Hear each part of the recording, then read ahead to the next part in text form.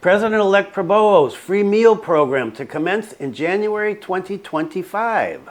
Luh Puspa, entrusted to North Bali Airport, has arranged schedule to Buleleng village, and according to head of village, we have hope in her. Stay tuned for details on these stories and more.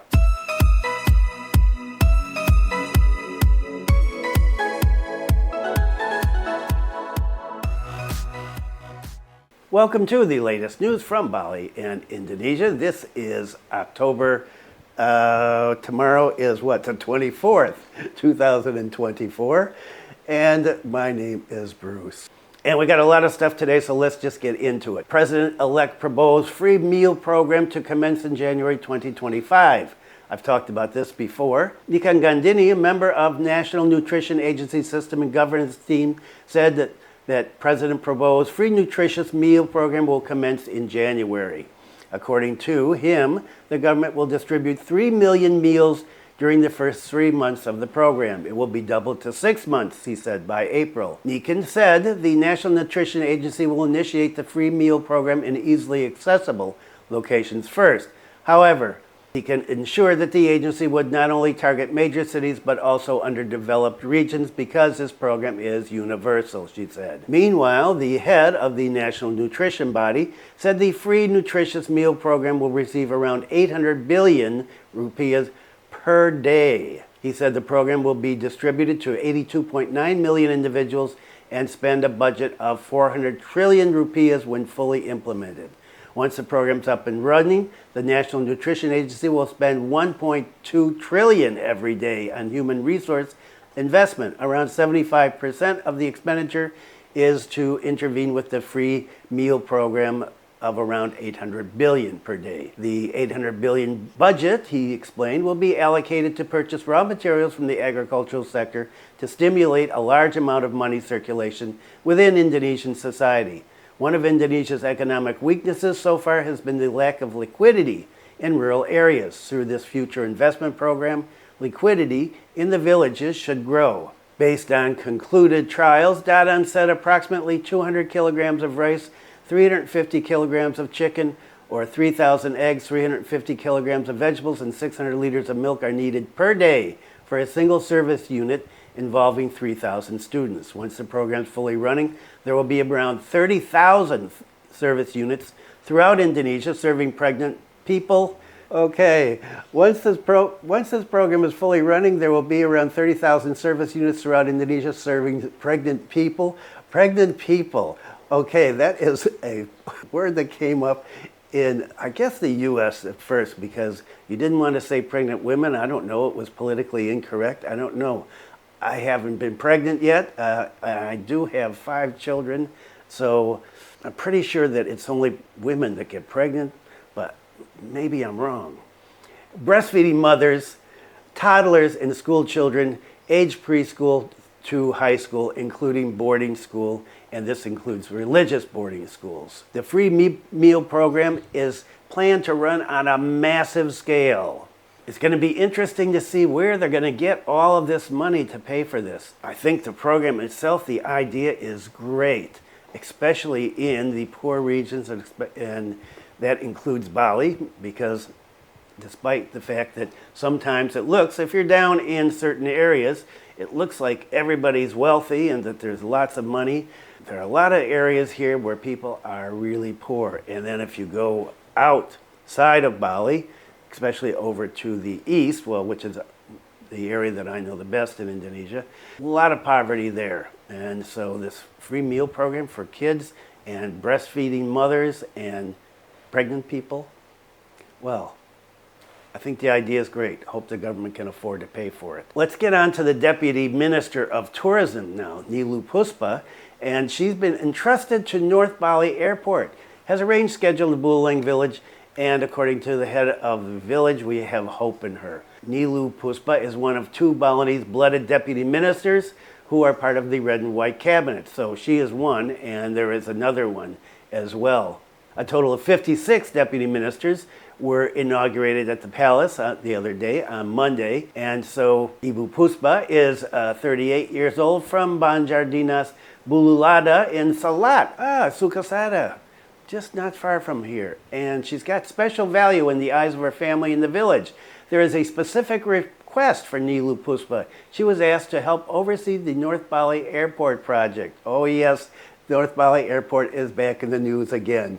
Our hope is that it must be realized to maintain the balance between North and South, according to her uncle. The point is that we, from the family, hope that Luh Puspa, who was chosen as Deputy Minister of Tourism, can work well and be able to meet the President's expectations. The head of Salat village said that Luh Puspa, who was a native of Buleleng, is expected to bring hope to the people of Buleleng. He said that realizing the North Bali Airport was the hope he's talking about.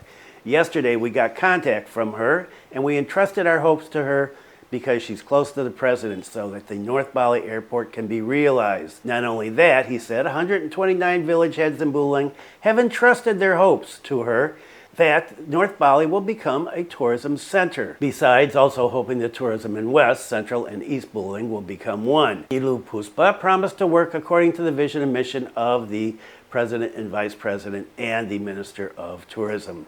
She said that she would first coordinate with the Minister of Tourism and the ranks regarding urgent and priority matters. She said Bali is rich in tourist attractions that must be spread throughout the region. I will convey the technical details later after we had a meeting. Everything is still being consolidated. Currently, South Bali is overcrowded. Of course, we have to think about how to distribute tourists evenly throughout the region. Bali is rich in tourist attractions, not only nature, but culture, history, culinary, and many more. We will think about it later. It's still too early to talk about the technicalities because nothing's been started yet. Luh Puspa said that she was very happy to return home, and she said she's going to do housework first, and then maybe after this week, early next month, she'll think about what her schedule is. So Luh Puspa has been appointed as the guiding light for the North Bali Airport by, well, her village and apparently some other villages. What are other people in the tourist industry around the island thinking about the North Bali Airport? North Bali Airport becomes attention of change of tourism minister. PHRI's opinion on Bali tourism. Executive Director of the Indonesian Hotel and Restaurant Association, PHRI, Bali, believes that the current urgency of Bali tourism is not the construction of the airport in North Bali. He said the more pressing issue is to clean up the odd tourist. I like that. Let's call them odd or weird. That's a popular thing in the U.S. these days. I don't see any urgency for North Bali Airport. In fact, tourism has many urgent problems. For example, related to the behavior of tourists who have been acting strangely lately. Stop it, you tourists. In this election system, the discourse on the construction of North Bali Airport has resurfaced. The mission of equalizing Bali tourism in the new government is also linked to the construction of an airport in North Bali. For Gus Purwa, even if North Bali Airport is realized, it's a long-term project, a project that will not be completed in just 1 or 2 years. It could even be until the end of President Prabowo's term in 2029. Even if there is the realization of the construction of the North Bali Airport, I have not seen the urgency of whether the airport is necessary or not. However, Bali Tourism Board, BTB Chairman Ida Bagus Agung Partha Adnyana, assessed that the development moratorium will be quite effective in encouraging tourists to switch areas outside of South Bali rather than build the new airport. So he said, yeah, we don't need the new airport. Bali Tourism Board, BTB Chairman Ida Bagus Agung Partha Adnyana, assessed that the development moratorium will be quite effective in encouraging tourists to switch to areas outside South Bali rather than building a new airport in North Bali. My suggestion, he said, is that with the moratorium, I think it's enough to spread it. So South Bali is closed, so people open businesses outside of South Bali. That's temporary. Maybe it's more effective. Really? Think so? He considered that international tourism promotion should be more productive with full support from the central government. He also touched on the issue of tourism standard certification, including in terms of security that must be improved. He considered that this was not yet optimal, especially marine tourism. Think about drownings recently. Security is not only in hotels, but also in marine areas, which are not yet standard. Well, it is being improved, so the task of the central government is to help with that. He suggested that the central government, in this case, the Ministry of Tourism, focus more on promoting quality tourism. Now, let's just look for quality tourists. One way is through the ministry certification. He said Bali had reached the maximum capacity in terms of infrastructure and number of tourists. Rather than increasing the number of visits, he is much more hopeful that the new Minister of Tourism can bring in quality foreign tourists. This must be supported by promotion and supported by better infrastructure. Yes, infrastructure. With the infrastructure that is now, we are already on top, already 90 to 95%. Unless there's new infrastructure, there are toll roads, additional airplane runways, and so on. Those are things we need to improve on. He said promotion to be carried out must be more focused with increased coordination between departments to handle issues such as traffic jams and garbage. Traffic jams are the responsibility of other departments. My hope is that we coordinate. So at least some people in the tourism industry here in Bali are opposed to the North Bali Airport now because there are other things that need to be done here. And I was talking about this the other day. You've got trash, you have traffic, you've got pollution, you got dirty beaches, you have too many people. How about fixing all those things before bringing in 7, 8, 9 million foreigners, plus all the domestic tourists that we get here? And Gus Agung continued, Bali is the epicenter of tourism in Indonesia. We want to know first what the new Minister of Tourism, what her program is. PHRI Bali Executive Director said that first they will see the performance of the new minister and the deputy minister. This can already be seen after the first semester of Ibu Widi's leadership. According to him, previous tourism ministers were some who could work, some who were mediocre, and so on. So he said, we need to see after the first semester what her performance is because, just like before, most of the tourism ministers come from people who do not have a background in tourism. But Deputy Chairman of PHRI Bali said that he hopes that the construction of the airport can be realized soon because the project is important for economic equality in Bali. He said, flashback to the fact that the airport in South Bali can accommodate a capacity of 30 million passengers per year, and it's reached 27 million this year. He said the North Bali Airport needs to be considered. He said Nuarai currently only has one runway, while for tourism, it requires 2 runways. He said adding a runway at the airport is not possible because of the situation and conditions. If it's to the west, it's the sea. If it's reclaimed, it will certainly cause abrasion and be rejected. If it's expanded to the north, the cost will be greater because there are already many tourist areas there and the price does not allow us to provide compensation. If we go to the south, that's impossible because there are traditional villages and temples that are sacred areas.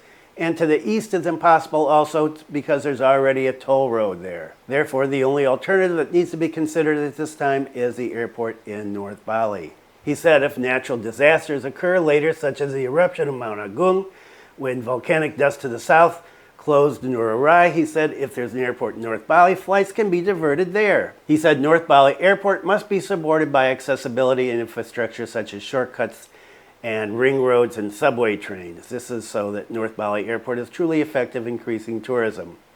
If we look at the current arrival of foreign tourists, almost 21,000 per day, it's already crowded at Nuarai Airport. Therefore, I think it's important to support the existence of the North Bali Airport.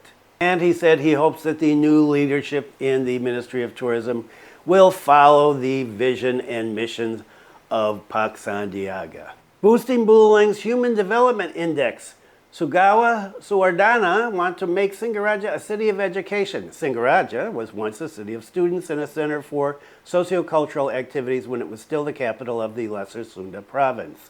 A long time ago. Now the spirit of Gumiden Bukit as a city of education is about to be brought back. The dream of bringing back the city of education of Singaraja is a dream of one of the candidates for the Buleleng Regent in the upcoming election. The Sugawa-Suardana team assessed that the city of education would boost the quality of Buleleng education, which would lead to an increase in the quality of human resources here. Pak Sugawa claimed that Buleleng's Human Development Index, HDI, has declined in the last decade, likewise in terms of declining per capita income and increasing poor population. He said in 2011 our HDI was still in 4th position, but in 2023 we've moved down to 5th as well as per capita income. The most extraordinary thing in terms of poverty, now we are in 2nd position with the largest poor population. According to the data from Central Statistics Agency of Bali Province, BPS, Human Development Index in 2023, Buleleng was fifth with 74.87 out of the 9 regencies. Buleleng is behind Tabanan in fourth, Denpasar, Badung, and Gianyar. There are many professors from Buleleng, many doctors, many generals, many universities, but our Human Development Index is number 5. It's stifling for Buleleng, he said. For this reason, education is one of the most effective ways to increase Human Development Index.